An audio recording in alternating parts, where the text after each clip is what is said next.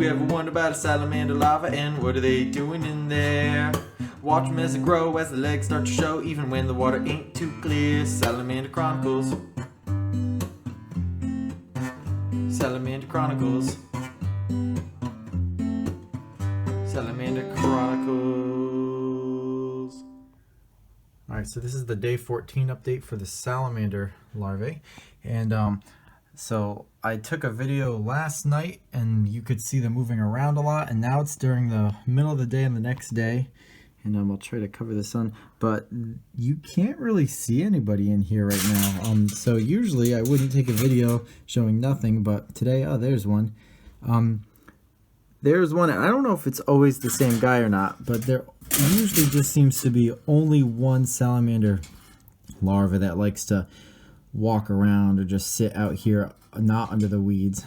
And then the other three, and Georgia's spending time under this duckweed, so that's why I really recommend making sure there's some shade for your salamander larvae if you keep some. And that's also why I added this tin foil, because it will definitely deflect the heat and the light really well. And you can see that's where he is right now. He is under there, and he spends a lot of time, especially in this corner under this plant that I put in here. I don't know if he likes the plant or if he just likes the corner, but anyway, there you can see. I would say something that I've really noticed the past day or two is their torso becoming more rounded. So instead of the salamander shaped head and then a very skinny flat body, you can kind of see that the body is rounding out, and you can see the legs are definitely getting longer, more developed. The gills are still really feathery, which is cool to watch.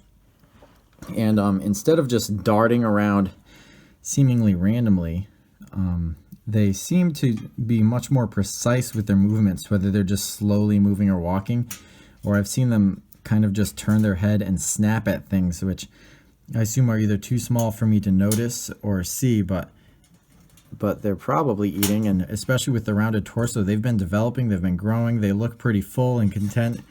So all good things that I've been observing, and that's why I recommend using natural water from healthy freshwater water sources, is because you just put all sorts of nutrients and food in there that you just couldn't really catch on purpose if you want.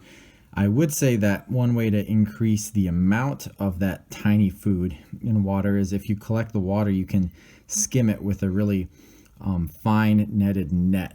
So maybe I'll make a video on that another time, but today it's just to show you that during the day, these salamander larvae are just really low key. They spend a ton of their time underneath that duckweed, and then there's just this one guy who likes spending his time outside during the day, and I don't know why, but that's the day 14 update.